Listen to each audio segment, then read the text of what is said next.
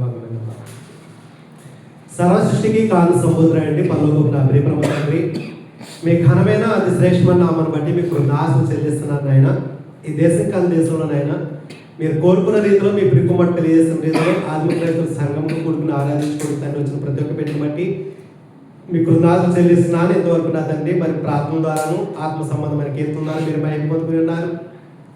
మీ మాటలు చెప్పడానికి నా తండ్రి మరి సిద్ధపడి ఉండగా నా తండ్రి మీ మాటలు మాత్రమే నేను చెప్పడానికి నా తండ్రి నా నోరు అయ్యా మరి మీరు ఉపయోగించుకొని ప్రార్థిస్తున్నాను. అలాగే గ్రంథంలో ఉన్నది ఉన్నట్టుగా నేను చెప్పడానికి ఉన్నదో లేదో మరి పరిశీలించడానికి నా తండ్రి మరి బిడ్డలకి మీ హృదయాన్ని దయచేయండి. వాళ్ళ హృదయాన్ని కూడా తెలుసుకున్న తండ్రి మాటలు నా తండ్రి వాళ్ళ హృదయాలు భద్రపరుచుకున్న మీ కృప తోడవలసండి. కల్పిస్తే నా తండ్రి వాక్యం చెడిపోద్దని కల్పించిన వాక్యం వల్ల నా తండ్రి చెప్పే నేను కానీ విని దాని ప్రకారం నడిచేవారు కానీ శాపరస్తులు కాబట్టి నా తండ్రి అయ్యా మేము శాపరస్తుల గుంపులోకి వెళ్ళకుండా అయ్యా మరి శ్రేష్టమైనటువంటి మీ యొక్క వాక్యం నా తండ్రి బిడ్డలకు ఇవ్వడానికి ప్రభుత్వం అవసరమని మీ జ్ఞానం చొప్పున నా తండ్రి నేను బోధించడానికి నా తండ్రి మరి బిడ్డలకు అదే రీతిలో మరి తెలియజేయడానికి మీ ప్రభుత్వం నాకు అనుగ్రహించమని ఈ యొక్క మాటల ద్వారా నా తండ్రి మీరే ఘనత మహిమ ప్రభావాలు ఆరోపించుకోమని యేసుక్రీస్తు నామములో ప్రార్థిస్తున్నాను పరమ తండ్రి, ఆమేన్.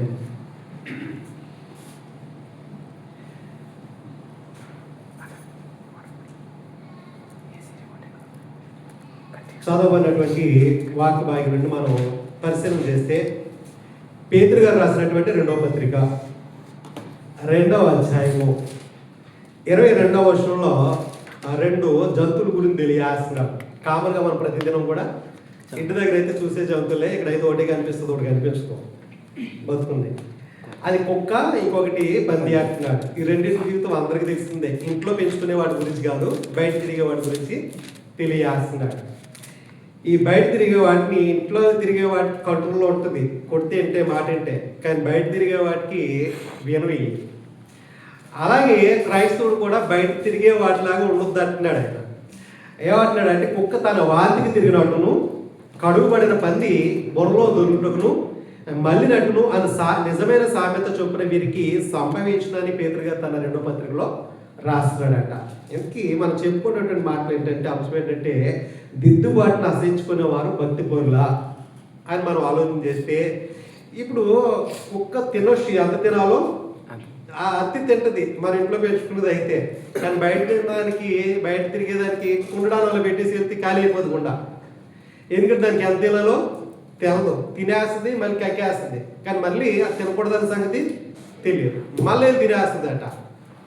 అలాగే పందును కూడా ఎంత శుభ్రంగా కడగండి బయట మళ్ళీ అక్కడికి వెళ్తాయి. అది దానికి ఏది ఇష్టమో దాన్ని శుభ్రంగా అడిగి బయట తిరిగేదాన్ని ఇంట్లో మంచి చక్కగా మంచం మీద పెట్టినా మళ్ళీ దాన్ని ఒకసారి బయట వదిలితే ఎలా జీవితం దాన్ని ఎంత కొట్టండి, ఎంత గద్దించండి, అది మాట్లాడుతూ అంటే సర్దిద్దుకొని దిద్దుబాటు అనే దాంట్లో ఉండబట్టింది. అందుకని 2 జంతువులతో పోలీసు చెప్తున్నాడు ఇది ఇలా ఉండకూడదు అని. ఎందుకంటే అంటాడు కదా మనం చదువుకున్న భాగం నుంచి 2వ అధ్యాయము 19వ వచనంలో ఏమంటున్నాడంటే తామే భ్రష్టత్వమునకు దాసులైండి నడిపించేవాడే. మనం కొన్ని వారాలు అధ్యక్షులైన వారు దేవుని సన్నిధిలో ఎలా ఉండాలని మనం చెప్పుకున్నాం. అలా నడిపించేటువంటి నాయకులే వాళ్ళే భ్రష్టులుగా ఉంటూ అంటే దేవుని యొక్క మాటలు చొప్పున నడుచుకోకుండా మీకు స్వాతంత్రం ఇస్తామని ఎలా చెప్పగలరు వాళ్ళు? అంటే మేము స్వతంత్రంలో క్రీస్తులకు అడగబడ్డ ప్రతి ఒక్కరు కూడా స్వతంత్రుడే పరలోకం వెళ్ళడానికి. కానీ వీళ్ళు భ్రష్టత్వం ఉండి మేము మాతో పాటు మీరు కూడా పరలోకం అంటే ఎలా పోతుంది, వీళ్ళే వెళ్ళరు కదా. ఎందుకు పైన కొంతమంది జీవితాల గురించి తెలియజేశాడు, బిలాము గురించి తెలియజేశాడు. బిలాము గురించి తెలియజేసి ఇదిగో ఇలా ఉండొద్దు, బిలాము ప్రవక్త కదా.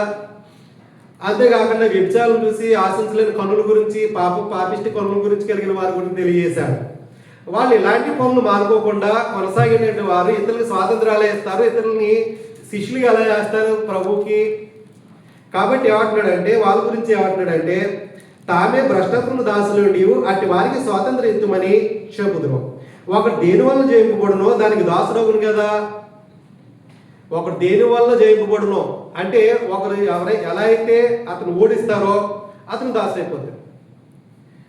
మందు ఏం చేస్తుంది, బానిస చేసుకుంటుంది కదా, జయిస్తుంది ఒక మనిషిని, ఒక వ్యక్తిని. వాడు ఎంత బలవంతుడైనా ఎంత ధనవంతుడైనా అది ఏం చేస్తుందంటే అతని మీద విజయం సాధిస్తుంది. అమ్మో నేను మందు లేకపోతే ఉండలేను, ఇంట్లో ఎవరు లేకపోతే నేను ఉండగలను కానీ మందు లేకపోతే అంటే దేనికి దాసుడు అయిపోయాడు?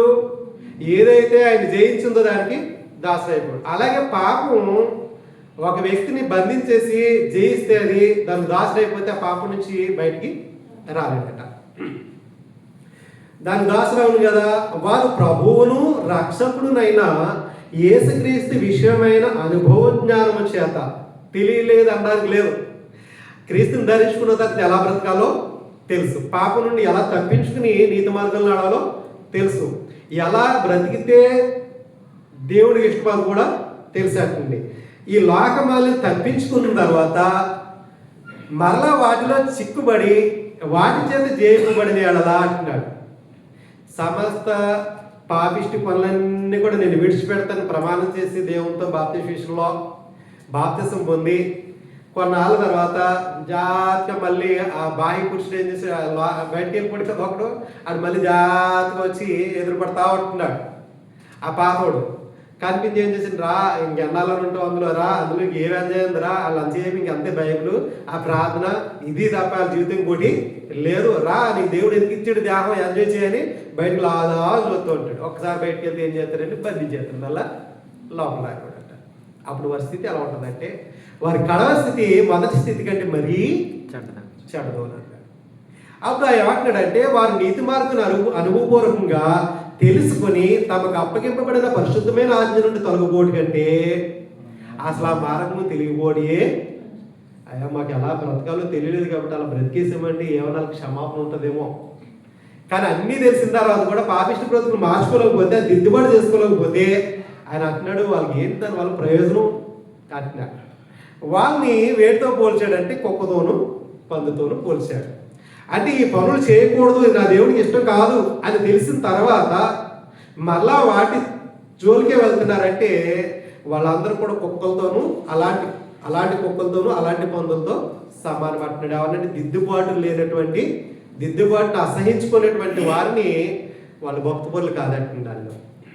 అలాంటి వారు ఒకవేళ బోధిస్తుంటే సంఘాల్లో అలాంటి వారు మీకు ఏమన్నా తెలియస్తుంటే దేవాదేవుడు అలాంటి భక్తిహీనులు ఏమన్నాడంటే భక్తిపరులు కాదు కదా వాళ్ళు. 50వ కీర్తనలో తెలియజేశాడు. మనం ఒకసారి ఆలోచన చేద్దాం. 50వ కీర్తన 16వ వచనంలో దేవాదేవుడు తెలియజేస్తున్నాడు. భక్తిహీనులతో మాట్లాడుతున్నాడు దేవాదేవుడు. నా కట్టడలను వివరించటకు నీకేం అసలు ఏంటి పని? ఎవరు రాశారు ఈ కీర్తన? ఆసాఫ్ గారు రాసినట్టు కీర్తన అన్ని దావీదు గారు రాసినవి కాదు. అంటే కింద దావీదు ఉంది కదా అని పైన అంటారేమో అని అడిగా. దావీదు రాదు, ఆసాఫ్ గారు రాసిన కీర్తన ఇది. ఆయన అంటున్నాడు భక్తిహీనులతో దేవుడిలా సెలవిస్తున్నాడు. నా కట్టడలను వివరించడం నీకేం? భక్తిహీనులతో కూడా దేవుడు మాట్లాడతాడు. ఎందుకు మాట్లాడతాడంటే భక్తిహీనులతో ఆయన మాటలు చెప్పడానికి వాళ్ళకి అవకాశం ఇవ్వట్లే భక్తిహీనులకి. ఎందుకంటే ఇది పరిశుద్ధులకి ఇచ్చినటువంటి అవకాశం. దేవుడు పరిశుద్ధపరచబడి పరిశుద్ధులుగా ఉండడానికి పిలువబడిన వారికి దేవుడు ఇచ్చిన అవకాశం అంటుంది దేవుని యొక్క మాటలు చెప్పడం అనేది. ఎవడు పడతాడు చెప్పడానికి అవకాశం దేవుడు ఇవ్వట్లే. వీళ్ళు భక్తిహీనులు అంటే ఈ లోకంలో ఉన్నవాడు కాదు, చదువు అంతంత మాత్రం చదువుకున్నవాడు కాదు, దేవుని యొక్క ఆజ్ఞల ప్రకారం అన్ని తెలిసి కూడా అలా నడవనటువంటి వాడిని భక్తిహీనుడు అన్నాడు దేవాదేవుడు. అలాంటి భక్తిహీనులతో ఏమంటాడంటే ఇదిగో నా మాటలు నువ్వు ఎందుకు వివరిస్తున్నావు, వాళ్ళు నీకు ఏంటి పని వాటితోటి, నువ్వు జీవించలేవు కదా, నువ్వే జీవించలేనప్పుడు ఇతరులకి ఎందుకు బోధిస్తున్నావు నువ్వు అని అంటున్నాడు. నా నిబంధన నీ నోట వచించదే ఎందుకు వస్తుంది, నీ నోట్లో నా మాటలు ఎందుకు వస్తున్నాయి నీ బ్రతుకు లేనప్పుడు? అడగరా దేవాదేవుడు? అడుగుతాడు అంటున్నాడు. నా మాటలు నీకు ఎందుకు వస్తున్నాయి నీ నోట అంటే నా మాటలు నువ్వు ముందు బ్రతుకు దిద్దుకో అంటున్నాడు. దిద్దుబాటు నీకు హాస్యం కదా, దిద్దుబాటు హాస్యంగా నాయన ఏంటి నువ్వు ఇలా చేస్తావు పనులు అంటే నీకేమైంది అంటాడు. లేదంటే నువ్వు చేయట్లేదా అంటాడు. ఏమి లేదా సరే అంటే ఏదో ఒకటి ఇచ్చి ఆయన తప్పించేసుకోవాలి ఇందులో విషయం.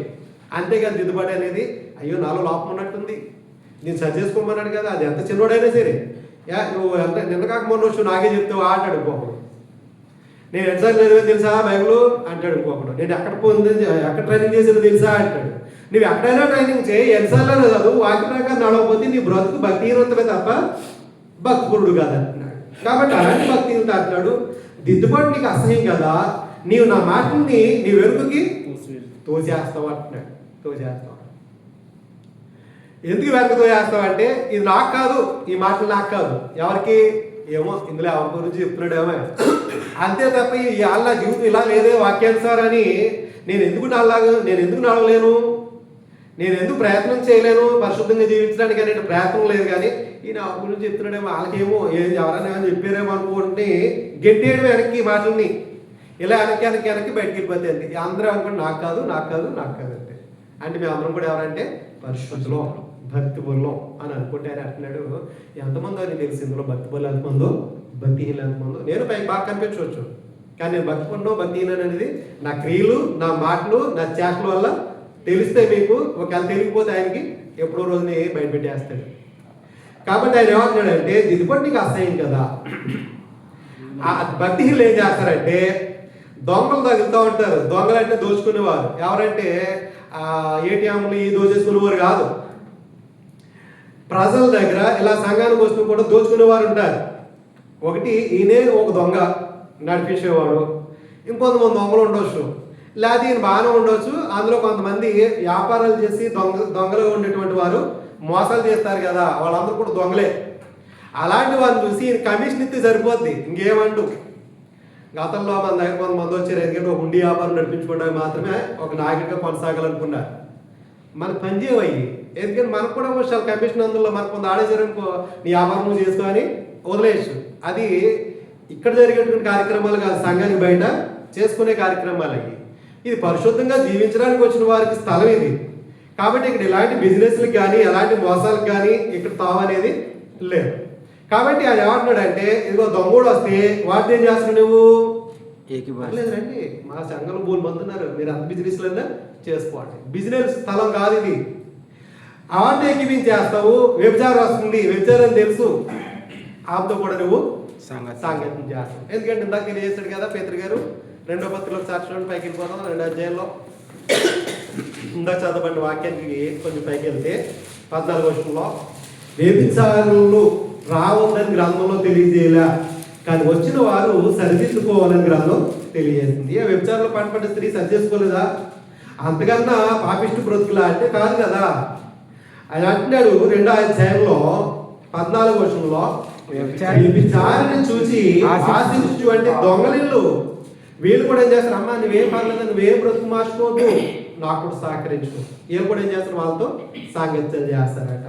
వ్యభిచారం చూసి ఆశించు పాపం మానలేని పనులు గలవారు అన్నాడు. కాబట్టి 50వ కీర్తనకు వచ్చేస్తే, ఆసాఫ్ గారు రాసిన కీర్తనకు వచ్చేస్తే, వ్యభిచారంతో నీవు సాంగత్యం చేసేది అన్నాడు. ఎన్నాళ్ళు చేస్తావు వ్యభిచారుల్ని? వాళ్ళ మార్చు, వాళ్ళకి వాక్యం చెప్పు, దిద్దుబాటు చేసుకుంటే వాళ్ళతో సహవాసం చేయొచ్చు. దిద్దుబాటు లేకపోతే ఏదో రోజు నువ్వు కూడా పాపంలో పడిపోతావు అన్నాడు. నువ్వు సాంగత్యం చేసేదువు, కీడు చేయాలని నీవు నోరు తెరుచున్నావు. ఎంతసేపు ఒకవేళ నీకు కీడు చేస్తున్నా నువ్వేం చేయాలి? రోమపత్రిక 10వ అధ్యాయం అంటాడు, కీడికి ప్రతికీడు ఆవిడికి అన్నాడా? పౌలు గారు అంటాడు. ఇవన్నీ గ్రంథంలోని మాటలు మన సొంతం కలిపితే నేను కూడా శాపడుతుండే కదా. రోమపత్రిక 12వ అధ్యాయము రోమపత్రికలో 12వ అధ్యాయంలో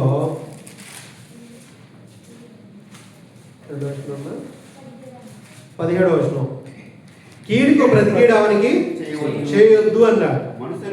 మనుషులందరి దృష్టికి యోగ్యమైన వాటిని గురించి ఆలోచన కలిగి ఉండి అన్నాడు. యోగ్యమైందంటే దేవుడి దృష్టికి ఏది మంచిదో అది చేయాలి. ఏది మంచిది ఆయనకి అంటే ఆయన కుమారుని గురించి ప్రకటించడమే ఆయనకి మంచిది. కీడు చేసాడని దావీదు సౌలుకి ప్రతి కీడు చేయలే. చంపేద్దామని తిరుగుతున్నాడు, మళ్ళీ ఇంకెవరు తిరగట్లే మనం చంపేద్దామని ఎవరు. ఒకవేళ మనం చంపేద్దామని అవడం తిరుగుతున్నా ఆడికన్నా ముందు మనమే ఏమో చెప్పడం అలాంటి వారు కూడా లేకపోలే.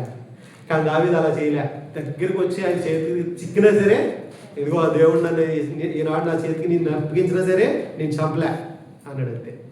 అప్పుడు ఆయన అనేసాడు, నాయన నేను నీకు అపకారం చేద్దామన్నా కానీ నువ్వు నాకు మాత్రం ఉపకారం చేసావు, నువ్వు ఎప్పటికైనా నువ్వు రాజుగోతం దీవించేసాడు ఆయన. కాబట్టి ఈయనంట ఈ భక్తిహీనుడు ఏం చేస్తున్నాడంటే కీడు ప్రతికీడు చేయాలని చూస్తున్నాడట, నోరు తెరుస్తున్నాడట. నీ నాలుక కపటమే కల్పించుండదు అంటున్నాడు. ఆసాఫ్ గారు రాసిన కీర్తనలోకి వచ్చేసి 50 కీర్తన 19వ వచనంలో నీ నాలుక కపటం కల్పిస్తుంది.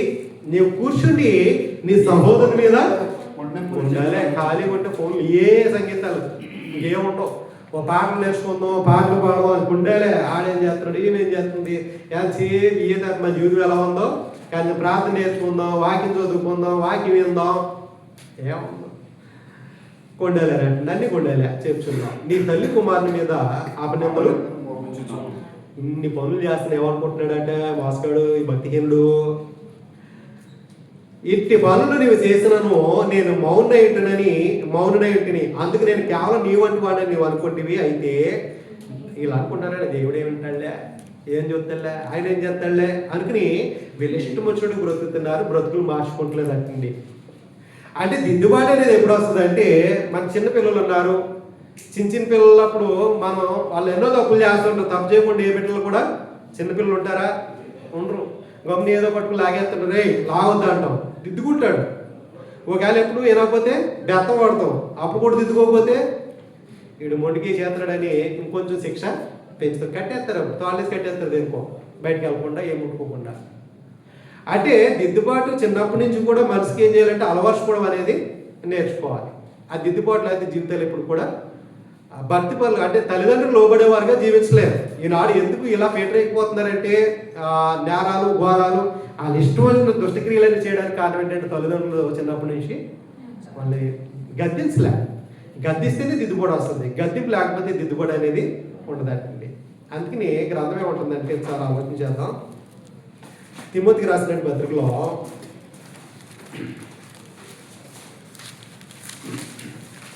ప్రతి నాయకుడైన వాడు, ఒక సువార్థికుడైన వాడు ఎవడైనా సరే, రెండో పత్రికలో తిమోతికి రాసిన 2వ పత్రిక 3వ అధ్యాయము 16వ వచనం అంటున్నాడు, దైవజనుడంటే సన్నద్ధుడై ప్రతి సత్కారానికి పూర్ణముగా సిద్ధపడి ఉండినట్లు దైవావేశం వలన కలిగిన ప్రతి లేఖనమును ఉపదేశించుటకును, ఖండించుటకును, తప్పుదిద్దుటకును, నీతి యందు శిక్షణ చేయుటకు ప్రయోజనకరమైంది. దైవజనుడు అందరికి మంచోడు అవడు, గద్దించేవాడు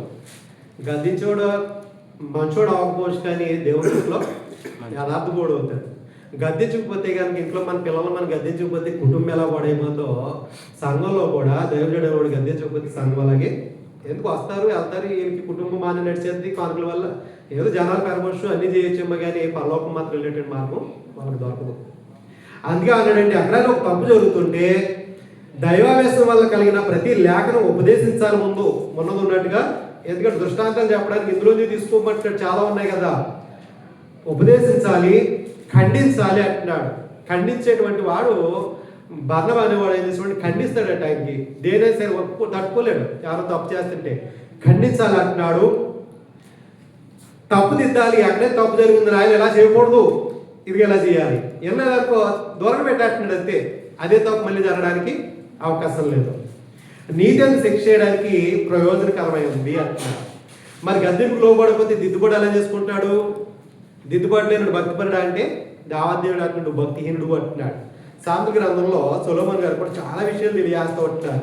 12వ అధ్యాయం 1వ వచనంలో ఆయన ఏమంటున్నాడంటే, గద్దెంపుని అసహించుకుంటే, దిద్దుబాటు చేసుకోలేకపోతే, శిక్షని ప్రేమించేవాడు జ్ఞానమును ప్రేమించేవాడు, శిక్షని ప్రేమిస్తే జ్ఞానాన్ని ప్రేమించిన వాడు అవుతాడంటండి. అంటే శిక్షణ అంటే చిన్నప్పుడు మనం తప్పులు చేస్తున్నాడు, తల్లిదండ్రులు కొడితే అవి మనం పడితే మన జ్ఞానం వస్తుంది. మా నన్ను కొట్టాడు, ఏదో మన ఏదో టీచర్ తిట్టింది ఎక్కడో ఏదో రాష్ట్రంలో ఏదో జిల్లా మరి చదవలేదు, కానీ వైజాగ్లో అంట తిట్టిందంట. మొత్తం అందులో 10th క్లాస్ కూడా ఉన్నాడంట. మటర్కి ప్లాన్ చేసి చంపేశారంట. ఇదేంటిది అంటే గద్దెచ్చుకూడదా తప్పు చేస్తుంటే? అంటే ఇంట్లో పెంపకాలు వాళ్ళు ఎలా బ్రతుకుతున్నారు ఇంట్లో పట్టించుకోవట్లేదు. ఒక రౌడీ వల్ల పెంచుతున్నారు బట్టి ఇంట్లో. ఏమంటున్నాడు అంటే 12వ అధ్యాయం 1వ వచనంలో, శిక్ష ప్రేమిస్తే జ్ఞానాన్ని ప్రేమించిన వాడు అవుతాడు, గద్దెంపుని అసహించుకుంటే పశుప్రాయుడు పశువులో జీవిస్తాడట. వీడు పశువు అంట అంటాడు అంతే. మనం అంటాం కదా ఒకసారి మాట ఏంటో, వీడు పెద్ద పశువు అంటే ఆవిడ మాట ఏంటో, పశువు ఏంటో, దానికి దెబ్బలే కావాలి దానికి. కాబట్టి పశుప్రాయుడు అవుతాడు అంటుంది. అంతేకాకుండా 13వ అధ్యాయం మళ్ళీ మొదటి వచనంలో చూడండి. మీరు చదువుతున్న బాగా ఎక్కువ చదువుతుంటే జ్ఞానం బాగా పెరుగుతూ ఉంటుంది. తండ్రి శిక్షణ కుమారుడట జ్ఞానం కలిగిన వాడు అవుతాడండి. అపహాసకుడు అంటే గద్దెంపుకి ఆడే దిద్దుకుంటాడు. అపహాసకుడు ఆడికి ఎలా ఉంటుందండి, అలబాలం ఉంటుంది అంతే. ఇవన్నీ చెప్పండి, ఈ చెవులో ఎత్తాడు, ఈ చెవులో వదిలేస్తూ ఉంటాడు, పట్టించుకోడు. ఆయన నువ్వు సువార్థికుడిగా ఉన్నావు, లేకపోతే సంఘంలో పెద్దగా ఉన్నావు, లేకపోతే నాయకుడిగా ఉన్నావు, లేకపోతే చక్కగా మాకన్నా ముందు నువ్వు బాప్తిసం పొంది పాటలు చక్కగా పాడుతున్నావు, లేకపోతే కార్యక్రమం చాలా చక్కగా నడిపిస్తున్నావు, ఇలా ఉండకూడదు అని అంటే అసలండి గద్దెంపు లోపట్టు తప్పు ఏదైనా చెప్తుంటే దిద్దుకోడటండి. దిద్దుకోలేడు అంటాడంటే పసుపురాయుడు అంటున్నాడు. ఎక్కడ అన్నాడంటే అపహాస్కుడు అంటున్నాడు. వాడు అంటే వ్యాపకాలంగా తీసుకుంటాడు తప్ప దీన్ని సీరియస్గా తీసుకోవడం. అలాగే 15వ అధ్యాయంలో 5వ వచనంలో గద్దెంపుకి లోబడితే ఏమవుతాడు అనేది గ్రంథం తెలియాల్సింది. గద్దెంపు లోబడితే ఎలా ఉంటాడో, లోబడకపోతే లోబడితే ఎలా ఉంటాడో సొలొమోను గారు తెలియాల్స్తున్నారు. మూఢుడు తన తండ్రి చేసే శిక్షని తిరస్కరిస్తాడు, గద్దెంపుకు లోబడి వాడు బుద్ధిమంతుడు అవుతాడు అన్నాడు. అంటే గద్దెంపుకు లోబడడం అంటే ఆ తప్పుని దిద్దుబాటు చేసుకుంటున్నాను, ఇంక ఈ తప్పుని నేను ఎప్పుడు చేయకూడదు అంతే. ఎందుకంటే తప్పు చేస్తుంటే దేవుని విరోధంగా ఒక తప్పు చేస్తుంటే అది పాపాన్ని నడిపిస్తుంది. ఆ పాపం కాస్త పరిపక్వమై మరణానికి దారితీస్తుంది. ఏంటి దీనివల్ల ప్రయోజనం? మనకి తప్పును దిద్దుకోకపోతే పాపంలో నడిపిస్తుంది. పాపం కొంచెం అలా అలా పెరిగి నరకానికి, మరణానికి, తర్వాత నరకానికి నడిపిస్తుంది. హెచ్చరించాడు దేవాదేవుడు, నీరువే పట్టణాన్ని హెచ్చరించాడు. దిద్దుకోలేదా? దిద్దుకున్నారా? సొదొమ గొమొర్రా పట్టణాన్ని హెచ్చరించాడు. దిద్దుకోలేదా? దిద్దుకున్నారా? ఏ పట్టణం దిద్దుకుంది? ఏ పట్టణం రక్షించబడింది? సొదొమ గొమొర్రాని అలాగే దేవుడికి అర్థించాడు. దిద్దుకుందా అంటే నేను దిద్దుబడే మాకు అవసరం లేదు, మాకు అలా నీ హెచ్చరికలు మాకు అవసరం లేదు, మేము ఇలాగే ప్రభుత్వం ఇలాగే ఎంజాయ్ చేస్తాం అన్నారు. చేసుకోండి అన్నాడు. చూశాడు ఘోరం అయిపోయింది. వాళ్ళది పాపం చాలా ఘోరంగా ఉంది. పైనుంచి అగ్ని గంధాలు కురిపించేస్తాడు. నేల మొక్కలను మొలిసినాయా? అలాగే ఏం మొలకలు మొత్తం సర్వనాశనం చేసాడట. నీరువే పట్టణం కూడా సేమ్ అలాగే ఉంది దేవుని దృష్టికి. మళ్ళీ హెచ్చరించాడు, గద్దించాడు. విన్నారా లేదా? అందరూ బాధపరుచుకున్నారు. బతికేది లేదా? ఎంతమంది ఉన్నారా ఆ పట్టణంలో? సుమారుగా 120,000 మంది ఉన్నారట. అక్కడ 120,000 మంది దేవాదేవుడు చంపుకోవడం ఆయనకి ఇష్టమా? ఒక పట్టణం తీసేయడం దేవుడికి ఇష్టమా అంటే ఇష్టం లేదు. ఎప్పుడైతే ఆయన మాట బయలువెళ్ళిందో దిద్దుబాటు చేసుకొని, దిద్దుకోకపోతే అది ఒక పట్టణమైనా, ఒక కుటుంబమైనా, ఏదైనా సరే తీసేస్తారు ఆయన ఉంచినట్టు. ఎందుకు అలాంటి కుటుంబాలు, అలాంటి పట్టణాలు దేవుడికి అవసరం లేదండి. సొలొమోను రాజుగా చేశాడు, మొట్టమొదటి రాజు కదా. అంతవరకు దేవాదేవుడు రాజుగారు సొలొమోన్ని ప్రజలందరి మేరకి సొలొమోనే కావాలని కోరుకోలేదు, కానీ మా ముందు నడవడానికి ఒక రాజు కావాలి. అది ఎలా ఉండాలంటే, గుర్రాల మీద ఆయన వెళ్తామంటే మేము వెనకాల కాలు నడిచి వెళ్ళాలి. అంటే మాకు ముందు ఒక ఆయన ఉండాలి. అందరు చుట్టుపక్కల ఉన్న అందరు ప్రజలకు ఉన్నట్టు మాకు ఒక రాజు, ఒక టీవీగా ఉండాలి, ఒక స్టైలిష్గా ఉండాలి. ఆయన ముందు వెళ్తుంటే మేము అందరం వెనకాల క్యాక్నేసుకుంటూ వెళ్ళాలి. అంటే బయట ఉన్న ఆర్భాటాలు హంగులు చూసారు తప్ప పైన ఉన్న ఒక నాయకుడు ఆయన దొరిపోతాడు కదా మాకు అనుకోలేదు అంటుంది. దేవాదేవుడు ఇచ్చాడు. సౌండ్గా అటేయించడు వాళ్ళ నిమిత్తం. సౌలు బాబు మంచోడే, ముందు మంచోడే. ప్రవక్త అంటే చాలా వినిపించేవాడు. దాసుడు అన్నాడట, అయ్యా మరి ప్రవక్త దగ్గరికి వెళ్ళాలంటే ఏముంది మన దగ్గర అంటే ఏమీ లేకుండా ప్రవక్త దగ్గరికి వెళ్ళకూడదు అనేటువంటి మర్యాద తెలిసిన వాడు. తర్వాత ప్రవక్తనే చంపేయాలనేటువంటి దుస్థితికి దిగిపోయినాడు వాడు. ఏమైంది మధ్యలో గ్యాప్లో? అధికారం వచ్చేటప్పటికి, ఒక నాయకుడికి వచ్చేటప్పటికి నెక్స్ట్ కొమ్ములు చేసినట్టారు కదా.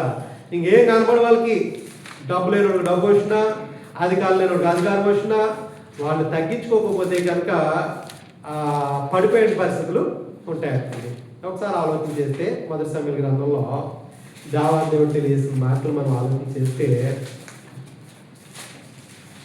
సౌల్ని రాజుగా చేసిన తర్వాత అమాలేకుల విషయంలో ఆయన చేసిన తప్పిదాన్ని బట్టి 15వ అధ్యాయంలో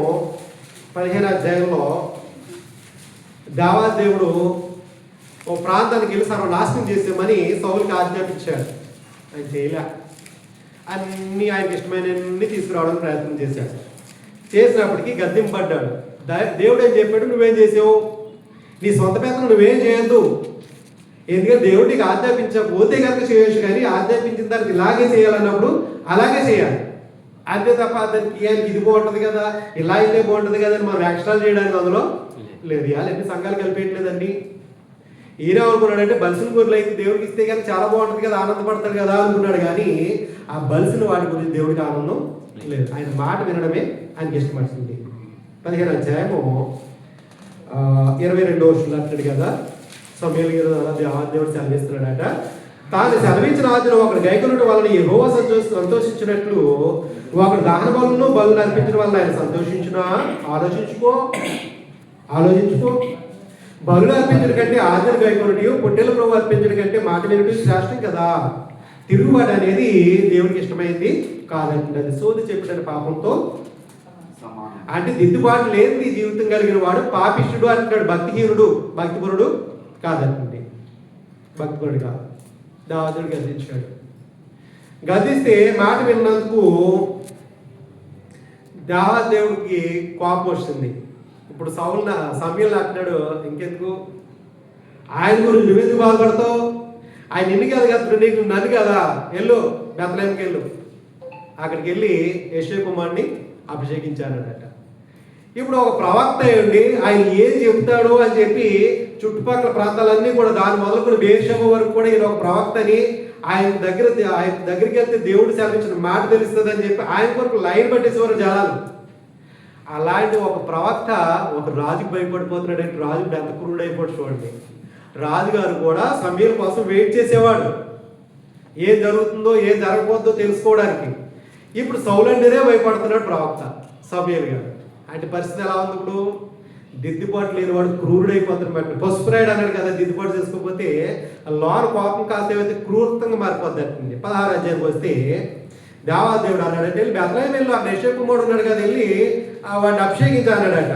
అభిషేకించంటే 2వ వచనంలో సమూయేలు అంటున్నాడు దేవునితో, అయ్యా నేను వెళ్ళిన సంగతి సౌలు విని అతను నన్ను చంపునగా అంటే ఆయనలో ఉన్న కోపాన్ని చూసాడు. దిద్దుకున్నాడా సౌలు? ఒకవేళ దిద్దుకుంటే ఈయన భయపడవలసిన అవసరం ఏముంది? ఆయన దిద్దుకుంటే మళ్ళీ బెత్లెహేము వెళ్ళి దావీదును అభిషేకించవలసిన అవసరం ఏముంది? లేదు. అంటే దేవుడు మాట ఇచ్చినా కానీ ఎల్లు అని అంటే ఎక్కడ సౌలు వచ్చి చంపేస్తాడని భయపడుతున్నాడంటే సౌలుకి జీవితంలో దిద్దుబాటు అనేది లేదు. అందుకే ఆయన జీవితం ఏమైపోయింది? ఫిలిష్తీయుల చేతిలో ఘోరంగా చచ్చిపోయాడు. బ్రతికాడా? అంటే తిరుగుబాటు అనేది పాపంతో సమానం. ఆ పాపం కాస్త ఏమైంది? మరణానికి దారితీస్తుంది. దేవుడు దూరం అయిపోయాడు. ఏదైతే చేయకూడదని ముందు తలంచాడో, ఇదిగో మా దేశంలో కన్న పిశాచులు ఉండకూడదు అన్నాడు. అంతే. అంటే సోది చెప్పేవాళ్ళు ఉండకూడదు. మొత్తం అందరినీ గెంటేసాడు బయటికి. విగ్రహాలు ఉండకూడదు తీసేసాడు మొత్తం. కానీ ఇప్పుడు ఆ సోది చెప్పే వాళ్ళ దగ్గరికి మళ్ళా మార్గాల్సిన వెళ్ళాడట. జీవితం ఏమైపోయింది? దిద్దుబాటు లేదు. దేవుడు నిన్ను విడిచిపెట్టేసాడన్నా సరే ఆ వ్యక్తిని చంపడానికి ప్రయత్నం చేశాడు తప్ప ఆ దేవుని దగ్గర భోజాడడానికి ఇష్టపడలే, కన్నీరు విడవడానికి ఇష్టపడలే. ఏమనుకుంటాడు దేవుడు? అదే కోవలో ఉన్నటువంటి దావీదు వేరే గోత్రానికి చెందినటువంటి వాడు. ఈయన బెన్యామీను గోత్రికుడు, ఆయనేమో యోధా గోత్రికుడు. ఆయన అనుకున్నాడు దేవాదేవుడు. తప్పు చేయనోడు మానవుడు ఎవడన్నా ఉన్నాడా? వెళ్ళాడు. నేనైనా మీరైనా తెలియక చేసిన తప్పుకి క్షమాపణ ఉంది. అది తెలిసిన తర్వాత మళ్ళా తప్పు చేయడానికి అవకాశం ఇవ్వకూడదు అంటున్నాడు దేవాదేవుడు. ఎవరికి ఇవ్వకూడదంటే అపవాదికి అవకాశం ఇవ్వకూడదంట. ఏ తప్పు అయితే దేవుడు దూరం చేస్తుందో, ఏ తప్పు అయితే మన పరలోకాన్ని దూరం చేసి నిత్య నరకానికి దగ్గర చేస్తుందని తెలుస్తుందో ఆ తప్పు మళ్ళీ జీవితంలో రానివ్వద్దు అని దేవాదేవుడు తెలియజేస్తున్నాడు. పాపం దావీదు అప్పటికి తనకు కూడా భార్యలు ఉన్నప్పటికీ తను ఆశించి ఊరి యొక్క భార్యను తన భార్యగా చేసుకోవాలని చెప్పి ఆయన అక్రమ సంబంధం పెట్టుకున్నాడు. అంటే పెళ్లి చేసుకోకుండా భర్త బతికొండగా ఆమెతో అక్రమ సంబంధం పెట్టుకున్నాడు. 2 సమూయేలు గ్రంథం 11వ అధ్యాయంలో ఈ వచనం తెలియజేస్తున్నాడు. మీరు చదువుకుంటే ఇందులో అన్ని ఉంటాయి. పాపం చేసేసాడు. దేవదేవుడు ఊరుకునేవాడా? తన బిడ్డలు తప్పు చేస్తే ఊరుకోడు. 12వ అధ్యాయం వచ్చేటప్పటికి ప్రవక్తను పంపించాడు. సమూయేలు దగ్గరికి సమూయేలుని సౌలు దగ్గరికి ఎలా పంపించాడో నాతాన్ అనే ప్రవక్తని దావీదు దగ్గరికి పంపించాడట. ఇప్పుడు నాతాన్ అనే ప్రవక్త దావీదు దగ్గరికి వచ్చి, నాయన నీకు స్టోరీ చెప్పాలని ఉంది అన్నాడట. చెప్పు అన్నాడట. చెప్పుకొచ్చే స్టోరీ ఒకటి. కోపం వచ్చేసింది దావీదుకి. ఎవరి మీద అంటే నాతాన్ మీద కాదు, ఆ కథలో తప్పు చేసినటువంటి వ్యక్తి మీద. అంటే నువ్వేం చెప్పలే, ఒక రాజు ఉన్నాడు వాడి పేరు దావీదు అని చెప్పలే, ఆయన ఒక కథ చెప్పుకొచ్చాడు, ఆ కథ ఈయనకి సంబంధించిందే. కానీ ఈయన సంబంధించింది అనుకోకుండా ఈయన ఏమన్నాడంటే వాడు మరణానికి పాత్రుడు, అలాంటి ఆ రాజ్యంలో ఉన్నప్పుడు చంపేయాలన్నాడు అందుకే. అప్పుడు 12వ అధ్యాయము 7వ వచనం అంటున్నాడు, నాతాను దావీదుని చూసి, ఎవడో కదా మనుషుడు నువ్వే, నువ్వు చంపేయాలనుకుంటున్నావు కదా, ఆ మరణానికి పాత్రుడు కదా అని ఎవడో పోదు నువ్వే అన్నాడట. ఇప్పుడు ఏం చేయాలైనా, నువ్వు నా గురించి నువ్వు స్టోరీ చేస్తావా, నాకే చెప్తావు నువ్వు దగ్గరకు వచ్చి అని చెప్పి ఆయన పట్టుకుని శస్త్రాల్లో వేయించలే, ఆయన తల తీయించలే. ఆయన అట తన తప్పుని తన పాపాన్ని ఒప్పుకున్నాడట. అది తప్పు, ఆ తప్పు పాపమైన సంగతి ఆయన తెలుసుకున్నాడట. ఆ మనుషుడు నీవే, ఇశ్రాయేలు దేవుడు అని యెహోవా సెలవిచ్చింది ఏమనగా, ఇశ్రాయేలు మీద నేను నిన్ను రాజుగా పట్టాభిషేకం చేసి సౌలు చేతిలో నిన్ను విడిపించి నీ యజమాని నాగని నీకు అనుగ్రహించి నీ యజమాని స్త్రీలు నీ కౌగిటి చేర్చి ఇశ్రాయేల్ వారిని యూదావారిని నీకు అప్పగించితిని, ఇది చాలదనుకుని నీవు అనుకునే వాళ్ళు నేను మరీ ఎక్కువగా నీకు ఇచ్చాను కదా. నీవు యెహోవా మాటను తృణీకరించి ఆయన దృష్టికి చెడుతనం చేసేదివేమి ప్రశ్నేశాడు. హిత్తీయుడగు ఊరియాను కత్తి చేత చంపించి అతని భార్య నీకు భార్య ఉన్నట్లుగా నువ్వు పట్టుకుని ఉన్నావు. అమోరియా చేత నీవు అతను చంపించితివి కదా. నీవు నన్ను రక్షణ చేయక హిత్తీయుడగు ఊరియా భార్య నీకు భార్య ఉన్నట్లు తీసుకున్నదని అని ఇంటి వారికి సదాకాలంతో పనిష్మెంట్ దేవుడు ఇచ్చేస్తాడు. అంటే ఇచ్చేసేవాడు అప్పట్లో. ఇప్పుడు యేసుక్రీస్తు వారు అడుగున్నారు.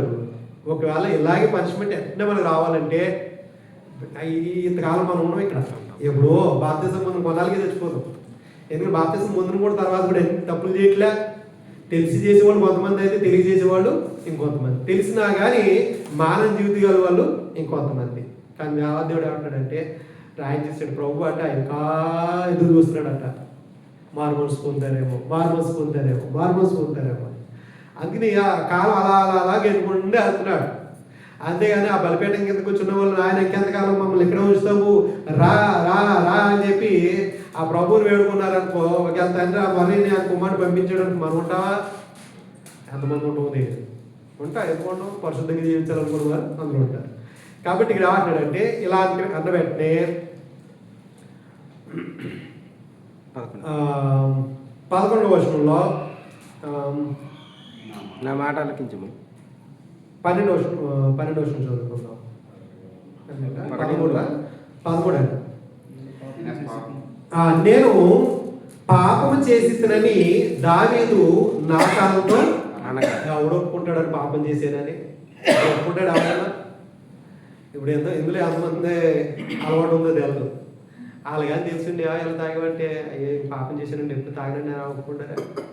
ఒకవేళ ఒప్పుకున్నా మళ్ళీ వెళ్ళి మళ్ళీ వాళ్ళు ఇదే తంతు కొనసాగుతుంది అనుకోండి, దేవుడు ఊరుకుంటాడా?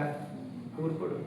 దిద్దుబాటు లేకపోతే భక్తిహీనుడు గుంపులోకి వెళ్ళిపోతావు. అలాంటి వాళ్ళు ఎంతకాలం దేవుడి సన్నిధికి వచ్చినా పరలోకం అనేది లేదు. ఎక్కడ సాటిస్ఫై అవుతా అంతే, నీ హృదయాన్ని సాటిస్ఫై చేసుకుంటా తప్ప పరలోకం అనేది జీవితం కావాలంటున్నాడు ఆయన. అది ఏమంటున్నాడంటే, నేను పాపం చేసినని ఒక రాజుగారు ఒక ప్రవక్త దగ్గరకు వచ్చి వేడుకుంటున్నాడు. ఇప్పుడు అయ్యా నేను పాపం చేసి అని దావీదు నాతాను అనగా, నాతాను ఏమంటాడు, ఇదిగో నువ్వు సాగుకున్నట్లు నీ పాపం వల్ల నీకు పుట్టినటువంటి అక్రమ సంబంధం పుట్టిన నీ బిడ్డ చనిపోతాడు. పనిష్మెంట్ ఇస్తే ఉదయాన్ని మార్చుకున్నాడు లేదా? దావీదు అటండి రేయనక పగలనక చేసిన తప్పుదానికంటే ఏడ్చేసాడు అటండి. బిడ్డ చచ్చిపోవడానికి రాళ్ళ, నేను ఎందుకు ఇలాంటి పాపిష్టి పని చేశానని చెప్పి ఇంకెప్పుడు నా బ్రతుకులు ఇలాంటి అవకాశం అపవాదికి ఇవ్వకూడదు అనుకున్నాడట. ఎందుకని బిడ్డ బతుకుతాడేమో అని ఉపవాసం ఉన్నాడట. ఉపవాసం ఉన్నా కానీ బిడ్డ బ్రతకలేదంటే దేవుడు కోపం ఎంత ఉందో అర్థమైపోయింది. అంటే నేను ఉపవాసం ఉంటే దేవుడు ఆలకించలేదా అంటే నేను చేసింది ఘోరమైన పాపం అనుకున్నాడు. ఒక కీర్తన రాసేసాడు అంతే. బస్బా విషయంలో ఇదిగో దావీదు రచించిన కీర్తన అన్నాడు. అంటే కారణం ఏంటంటే తన తప్పును దిద్దుకున్నాడు. అయ్యా నాకు శుద్ధ హృదయం నాలో ఇలాంటి పాపిష్టి హృదయం నాకు వద్దన్నాడు అంతే. మళ్ళీ ఇంకెప్పుడు కూడా అలాంటి పాపం చేసిన దాఖలాలు, దావీదు తప్పు చేసాడు ఓ మైకులు చించేసుకుంటాడు. రోజు వచ్చి ఎంత తప్పులు చేయట్లే మాత్రడా ఆయన ఒక్కరితో తిరిగాడు, కానీ ఇక్కడ తెలియదు. లెక్కే ఉండదు వాళ్ళకి. కాబట్టి అనేది దిద్దుబాటు అనేది దేవుడు కోరుకుంటున్నాడు. యెరోబాము అనేవాడు మొదటి రాజుల గ్రంథంలో యెరోబాము అనేవాడు వాడు కూడా మనం ఆలోచన చేస్తే మరి భక్తిపరుడా భక్తిహీనుడు మనం ఆలోచన చేస్తే 13వ అధ్యాయంలో యెరోబాము చేసినటువంటి దుర్మార్గం కట ప్రవక్తను పంపించాడు, తప్పు దిద్దుకుంటాడేమో అని చంపాలని చూశాడట. ఆలోచన చేద్దాం. 13వ అధ్యాయంలో ఎందుకంటే 12వ అధ్యాయం మనం చూస్తే అటు దాని పక్కన ఒకటి ఇటోటి 2 దూడలు పెట్టేసినట్టు బంగారం దూడల్ని. అంటే దేవుని ప్రజలు దేవాదేవుణ్ణి యెరూషలేము వెళ్ళి ఆరాధన చేసుకోవాల్సిన పరిస్థితిని త్రోవ తప్పించేసారట యెరోబాము.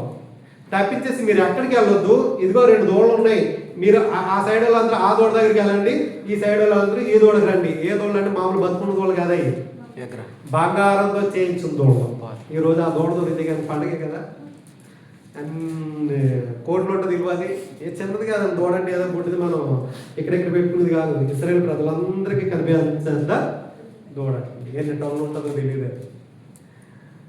కాబట్టి ఆ దూడ వల్ల బంగారు దూడలు చేయించి ఇశ్రాయేలు ప్రజలందరూ కూడా పాపంలో పడేయడానికి కారణమయ్యాడు. కాబట్టి చివరి రాజు వరకు కూడా ఉన్నాడు, ఇదిగో యెరోబాము చేసిన పాపం చూసారా. అక్కడ వేసేడు పునాది చివరి వరకు కూడా కొంతమందిని తీసుకుపోతానే ఉన్నాడు అదే పాపంలోకి. మనం వేసిన పునాది, మనం చేసిన పాపం అంటే ఇతరులకి ఏదో ఏం వదులుతో మాదిరంటే ఈ యెరోబాము అనేవాడు పాపం అనేది మాదిరి వచ్చాడు అనకాలకి. అదే మాదిరి వెళ్ళి చాలా మంది నరకానికి త్రోవ తీశాడు. కానీ దావీదు తన జీవితాన్ని మార్చుకుని అనకాలకి భక్తికర జీవితం ఇచ్చిన వాళ్ళని దావీదు అంటే బస్వ విషయంలో తప్ప అనేసాడు. అంతే అంటే ఒక్క విషయంలో తప్ప అంటే దేవుడు సరిదిద్దుకున్న విషయాన్ని చూసుకున్నాడు, దిద్దుబాటు చేసుకున్నాడు దావీదు, అందుకే అంగీకరించాడు. అంటే ఈయన ఏం చేశారంటే ఈ తప్పే కాకుండా యాజకులు చేయాల్సిన పనుల్ని యాజకులు లేవీల్లో తీసుకోవాలి, కానీ ఈయన ఏం చేశాడంటే అన్యుల్లో తీసుకున్నాడు అంటే యాజకత్వం చేయడానికి. ఎందుకంటే లేవీలు చేయరు ఈ పనులు, విగ్రహాలకు బలు అర్పించరు, కానీ అందుకు వీళ్ళు చేయరు కాబట్టి అన్నిలో తీసుకుని యాజకులకి పెట్టి ఈయనే తప్పు వేయడానికి ఎక్కాడట. ప్రవక్త వెళ్ళాడు, ఇదే నువ్వే అతుకున్నావు ఏంటి అన్నాడట. పట్టుకుంటాని ఇలాగా చంపడానికి పట్టుకోవడానికి చెప్పాడట. దిద్దుబాటు చేసుకున్నాడంటే చేసుకోవాలి. ఘోరమే చచ్చిపోయింది, ఘోరంగా. యెరోబామే కాదు, యెరోబాము కుటుంబాన్ని కూడా చచ్చిపోయింది. ఆహాబు విన్నాడా? ఆహాబు వినలే. ఆహాబు యెజ్బేలు వాళ్ళ భార్యకి పుట్టినటువంటి ఆహాబు సంతానం 70 మంది కుమారులట. బతికేరు ఎవరన్నా? ఎవరు బతకలే. కారణం ఏంటంటే దిద్దుబాటు అనేది లేదు. భక్తిహీన గ్రూప్లోకి వెళ్ళిపోయాడు కదా ఆహాబు కూడా. అందుకే ఆహాబు క్రియలను అనుసరించిన అంటున్నాడు అంతే. మళ్ళీ యెరోబాము తర్వాత ఆహాబుని ఎన్నుకున్నాడు దేవాదేవుడు. పాపిష్టి బ్రతుకులు చేసే వారికి సూచనగా చూపించేసాడు వాళ్ళందరినీ. ఉజ్జియా అనే రాజు ఉన్నాడు, ఆయన కూడా దూపం వేస్తానికి దేవుని మందుల్లోకి వెళ్ళిపోయాడు. విన్నాడా? గద్దించారు వాళ్ళు, యాజకులు గద్దించారట. అయ్యా ఇది మీ పని కాదు, ఇది మా పని అన్నారట. గద్దిస్తున్నాడా? దిద్దుబాటు చేసుకుంటే చక్కగా రాజుగారి సింహాసనం మీద కూర్చుండి పరిపాలన చేసేవాడు. మీరెవరు నాకు చెప్పడానికి అని చెప్పి చాలా పాపం తెచ్చేసుకున్నాడట. వాళ్ళ మీద రంకులేసేసాడట. అంత అలా చూస్తానికనే ఇక్కడ కుష్వ్యాధి అనేది వచ్చింది. ఇప్పుడు ఎవరు పర్మిషన్ అవసరం లే, బర్బర్ లేకపోయింది. ఎవరికి ఇష్టం లేని చావు చచ్చిపోయి. దిద్దుబాటు అనేది ప్రతి ఒక్కరు కూడా మనకి ఏదైనా ఒక తప్పు గ్రంథంలో చదువుతున్నప్పుడు మనకు తెలిసినా దావీదుని గద్దించడా, వాక్యం చదువుతున్నప్పుడు మనల్ని గద్దిస్తుంది వాక్యం. ఆ వాక్యం గద్దించినప్పుడు అబ్బో నాలుగు తప్పు ఉందేమో, ఇంకెప్పుడు ఈ తప్పు చేయకూడదు. వాక్యం వింటున్నప్పుడు మనం చేస్తున్న తప్పుడు ఎన్ని శాలలోని ఎన్నో పెడతా ఉండడానికి ఇది ఎన్ని లేవు. అందులో ఒక్కటి కూడా మనకి ఏ తప్పు లేదా, తప్పు చేయడం వాడు ఎవడన్నా. కానీ దిద్దుబాటు లేని జీవితం కలిగి ఉంటే కనుక అని అంటున్నాడు, పనిచేది అంటున్నాడు. కాబట్టి గ్రంథంలోకి వెళ్తే ఎబ్రీ పత్రికలో తెలియక చేస్తే తప్పులు ఉన్నాయి, తెలియక చేస్తే తప్పదానికి క్షమాపణ ఉందేమో, కానీ తెలియక చేస్తే తప్పదానికి క్షమాపణ అనేది లేదంటున్నాడు. 10వ అధ్యాయం 26వ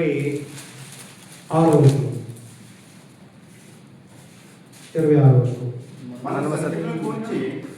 అనువాజ్ఞానం పొందిన మనము సత్యమును గూర్చి అనుభవ జ్ఞానం పొందిన తర్వాత బుద్ధిపూర్వకంగా పాపం చేస్తే పాపానికి బలి నరకం తప్ప పరలోకం అనేది లేదంటాడు. పాపాలకి బలి లేదు. ఆల్రెడీ మనం చేసిన పాపాలకి యేసుక్రీస్తు వారు బలి అయిపోతే ఆ బలి రక్తం ద్వారా కడగబడిన తర్వాత శుద్ధీకరింపబడ్డ మళ్ళా పాపం చేస్తూ ఉంటే దానికి బలి అనేది లేదండి. యేసుక్రీస్తు వారి దగ్గరికి ఒక యవనస్తుడు వచ్చాడు. నిత్య జీవానికి పోవాలంటే నేను ఏం చేయాలి అన్నాడు. ఏం చేయాలి ఆయనకు తెలియదా? పోనీ ఆయన తెలియదు. యేసుక్రీస్తు వారు చెప్పారు. నాకు కూడా తెలియదు అని అనలే, ఎందుకంటే అన్నీ తెలియదు కదా. అన్నీ చెప్పాడు. ఇదిగో ఆయన మరి ధర్మశాస్త్రంలో రాసి ఉంది కదా, నీ తల్లిదండ్రులను సన్మానించి నీ పొరుగువాడిని ప్రేమించి. అబ్బాయి నీ ఎన్ని ఎప్పుడు చిన్న బాల్యం నుండి అన్నీ చేస్తున్నాడట. అయితే నీలో పొదువు ఉంది అన్నాడట. ఏంటా పొదువా అంటే ఇతరులకు సహాయం చేయలేనటువంటి ఒక పొదువు ఉంది. అది కూడా లోపం చూపించేసాడు. ఇది దిద్దుకో, నువ్వు నిత్యజీవం వెళ్తావు అన్నాడట. ఆయన అన్నాడు, నువ్వేనా చెప్పు, ఇది ఒక్కటి మాత్రం నేను, ఎందుకంటే అది నాకు చాలా ఇష్టం. అది నేను నీకన్నా నేను దాన్ని ఎక్కువ ప్రేమిస్తాను అన్నాడు. అంటే నీ ఆస్తి అమ్మి బేదలకు ఇయ్యి అనే మాట ఆయనకంటే వ్యసనం కలిగించిందంటే ఆయనకి. వెళ్ళిపోయాడు మళ్ళీ ఆయన దగ్గరికి. అంటే దిద్దుబాటు లేదు. ఎవరు విసర్జించేటప్పుడు దిద్దుబాటు లేదు. మనల్ని నిత్య జీవాన్ని ఇవ్వడానికి వచ్చిన ఆయన్ని విసర్జించాడు తప్ప ఈ లోపల ధనాన్ని విసర్జించలేకపోయాడట, సర్దిద్దుకోలేకపోయాడు. అందుకే ఇవ్వబడ్డాడు. అప్పుడు ఏమన్నాడు ఆయన, ధనవంతులు దేవుని రాజ్యంలో ప్రవేశించడం కంటే ఒంటే సూది విద్యలో దూడ సులభం అన్నాడు. ఒంటన్నా వెళ్తుందేమో కానీ ఇలాంటి తన కొరకే ధనవంతులైన వారు దేవుని రాజ్య నిమిత్తం కాక, దేవుని నిమిత్తం కాక తన కొరకే ధనం సంపాదించుకోవడానికి పరిస్థితి కూడా అంతే. కాబట్టి దేవాదేవుడు దిద్దుబాటు అనేది ప్రతి ఒక్క జీవితంలో కోరుకుంటున్నాడు. ఏ తప్పు అయితే మనల్ని దేవుడు దూరం చేస్తుందో, ఏ తప్పుదైతే మనల్ని కుటుంబాలను దూరం చేస్తుందో, ఏ తప్పులు చేయడం ఎందుకు కుటుంబాలను దూరం అవడం ఎందుకు, తప్పులు చేయడం ఎందుకు జైలుకి వెళ్ళడం ఎందుకు, తప్పులు చేయడం ఎందుకు దేవునికి బాగా దూరం అయిపోవడం ఎందుకు, పరలోకాన్ని దూరం అవడం ఎందుకు, కోల్పోవడం ఎందుకు. కొంతమంది దేవుని సన్నిధికి ఎందుకు వస్తారంటే దేవుడు వాడుకోవడానికి. ఎందుకు ప్రార్థన చేసిన తర్వాత అన్నీ అయిపోయిన తర్వాత ఓకే బాయ్ బాయ్ మళ్ళీ కనబడరు. యేసుక్రీస్తు వారి దగ్గరికి అలాగే వచ్చారంట కదా. ఎందుకు వచ్చారంటే సూచిక్రియలు చూడడానికి, అంతే అద్భుతాలు చూడడానికి, సూచిక్రియలు అద్భుతాల గురించే తప్ప ఆయన చెప్పే మాటలు నా హృదయంలో పొడవబడడానికి కాదు. చాలామంది ఆ ప్రసంగం విని పొడవబడ్డారంటే జీవితం సర్దిద్దుకున్నారంటే అబ్బే ఎంతవరకు మేము జీవితం కరెక్ట్ కాదు. దిద్దుకుని బాప్తిస్మం పొందారంటే ఆ కాలంలో, ఈ కాలంలో జీవితాలు అలా కొనసాగించేస్తున్నారు. ఎప్పటి వరకు తెలియదు. దిద్దుకోవడం అనేది సిగ్గుపడకూడదు అంటాడు. సిగ్గుపడితే ఎప్పుడు కూడా దిద్దుకోలే. అందుకే అంటున్నాడు, నేను సువార్తను ప్రకటించండి, నేను సిగ్గుపడమని కానంటున్నాడు. మనం దిద్దుబాటు చేసుకుంటూ ఎందుకు సిగ్గుపడాలి? పౌలు గారి జీవితం ఏంటో ఒకప్పుడు హుందాగా తిరిగి అందరిని కొట్టేటువంటి జీవితం అయింది. యేసుక్రీస్తు వారి దగ్గర గద్దెంపడ్డాడు. ఎందుకో నా సంఘాన్ని నన్ను ఎందుకు కొడుతున్నావు అన్నాడు. నిన్నెవడు కొట్టాడు? మరి సంఘాన్ని చూస్తున్నావు కదా, సంఘంలో శరీరం కదా అన్నాడు. దిద్దుకున్నాడు. అలాగే ఆయన ఎప్పుడైతే శాతపడ్డాడో ఈయన కొట్టించుకున్నాడు, కానీ ఎప్పుడు కూడా అవన్నీ కొట్టలే. అయ్యా నేను అప్పుడు ధర్మశాస్త్రం ఉన్నప్పుడు తెలియక చేసానయ్యా అన్నాడు. ఆ విశ్వాసం వల్ల నేను చేశాను, ఇప్పుడు విశ్వసించాను కాబట్టి నేను తప్ప ఎప్పుడు చేయను. ప్రభు చేసిన పాపానికి సంబంధించిన పనులు మళ్ళా చేయడానికి ఆయన అవకాశం ఇవ్వట్లే. ఒకసారి తప్పని తెలిసిన తర్వాత ఆ తప్పు నిన్ను మరణానికి తీసుకొచ్చినప్పుడు ఇంకెప్పుడు చేయొద్దనే చెప్తాడు ఆయన. చేయమనేప్పుడు కూడా సమర స్త్రీ వ్యభిచారంలో పడ్డ స్త్రీతో ఏమన్నాడు? ఇంకెప్పుడు చదువుకుందాం.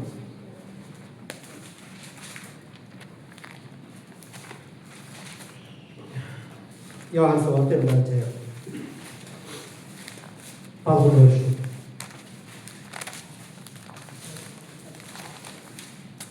కాబట్టి పరిస్థితి నిన్ను గూర్చి 10-11 చదివేస్తున్నాం. యోహాను సువార్త 8వ అధ్యాయం 10వ వచనం 11వ వచనంలో ఉంది. యేసు తల ఎత్తి చూసి, అమ్మా, ఎవరొకటి వ్యభిచార స్త్రీ, వ్యభిచార స్త్రీని చూసి ఆశించలేని పాపం కలిగిన కన్నులు కలిగిన వారు కాదని అమ్మా అని చెప్పి తల్లితో సమానంగా చూసాడు. అమ్మా ఎవరాడంటే, వారు ఎక్కడున్నారు? నేను కొడదామని వచ్చారు కదా, రాళ్ళతో కూడా చంపేయాలన్నారు కదా మోషే ధర్మశాస్త్ర ప్రకారం. మరి వ్యభిచారంలో పడబడ్డ స్త్రీని చంపేయాలని వచ్చారు కదా, వాళ్ళందరూ ఎక్కడున్నారు అంటే ఎవరో కూడా లేడు. ఎందుకు లేడు అంటే పాపం చేయని వాడు ఎవడో వాడే మొదటగా ఆ మీద రాయమన్నాడు. ఎవడేసాడు? పిల్లలు మొదలు పెద్దవారు దాకా అందరూ వెళ్ళిపోయారట. వెళ్ళిపోతే వాళ్ళు అక్కడ కనిపించలేదు. తల్లి చూసేటప్పటికి ఎవరో నీకు శిక్ష విధింపలేదా అన్నాడట. అనేటప్పుడు ఆమె లేదు ప్రభువా అందట. సరే వెళ్ళిపో అని అనలే. ఏమంటాడంటే, అందుకు యేసు నేను నీకు శిక్ష విధింపుతున్నాను, నీ వెళ్ళి ఏమన్నాడు? ఇక పాపం ఏ పాపం అయితే నిన్ను పట్టి బంధించి ఇక్కడ తీసుకొచ్చి చిన్నల మొదలు పెద్దవారి వరకు కూడా నిన్ను అవమానపరిచి చంపేలా తీసుకొచ్చిందో ఆ పాపం మళ్ళీ ఇప్పుడు జీవితంలో చేయకమ్మా చేసిందామే చేయలే. ఇక వెళ్ళి ఆ పాపం చేయకమని ఆమెతో చెప్పాడు. మరి ఈనాడు వారమంతా పాపం చేసేసి బైబిల్ అట్టుకుని ఆదివారం దేవుడి సన్నిధికి వెళ్ళి ప్రభువా నేను చేసిన పాపాలు క్షమించంటే మా దేవుడు క్షమించేస్తానని చెప్పిన దౌర్భాగ్యులు లేకపోలే. నేను అందుకే చాలా కాలం ప్రభుని విశ్వసించలే. ఇంటి దగ్గర ఉన్నప్పుడు కొంచెం పనికి వెళ్ళినప్పుడు మాకు చేతి కిందకి వచ్చే పనులు ఆడలు ఉంటారు కదా, వాళ్ళు చేసే పనులన్నీ కూడా దరిద్ర పనులే. పైగా ఆదివారం వచ్చేసరికి అబ్బో ఎంత ఉందాగా తయారవుతారండి అట్టుకుని, అమ్మ మీరు ఇలా తిరుగుతారు కదా అంటే మా దేవుడు క్షమించేస్తాడు. అక్కడికి వెళ్ళి నాయన మా పాపం క్షమించమంటే చాలు క్షమించేస్తాడు. ఇదేం దేవుడు నాయన మా దేవుడే మీరు కనుక్కునేవాడు. కానీ గ్రంథం అలాగా తెలియజేయాలి. ఎందుకంటే బోధించలేదేమో, లేదా బోధిస్తే వీళ్ళు వినలేదేమో, విని కూడా దిద్దుబాటు అనేది చేసుకోలేదు. ఈ 3 పొరపాట్ల వల్ల ఇతరులకి మాదిరి అనేది ఏమిస్తున్నారంటే పాపం చేస్తూ కూడా మేము దేవుడి సన్నిధికి వెళ్ళిపోతే మా దేవుడు క్షమించేస్తాడు, ఆయన వచ్చిన మమ్మల్ని తీసుకుపోతాడు, ఆయనతో కుమారుతో పాటు మాకు పరలోకం ఇచ్చేస్తాడు. ఇలా అనుకుంటున్నారు తప్ప ఇంకెప్పుడు పాపం చేయదన్న సంగతి వెళ్ళా. కాబట్టి ఏ పాపం అయితే మనలో ఉందో దాన్ని తీసేసుకోకపోతే కానీ నిత్యం అనేది ఒకటి అంటాడు. అది బాప్తిసం ద్వారానే కడగబడుతుంది అంటాడు. కాబట్టి ఇంకెప్పుడు కూడా మరి పాపిష్టి బ్రతుకులు అనేది మనలో ఉండకూడదని తెలియక చిన్న చిన్న తప్పులు చేస్తున్న వాటిని సర్దిద్దుకోవడం మనస్తత్వం ఉండాలని మా ఆశ్రయిస్తున్నాను. నేను ముగిస్తున్నాను. శ్రద్ధ కూడా నా ప్రశ్న తెలియజేస్తున్నాను.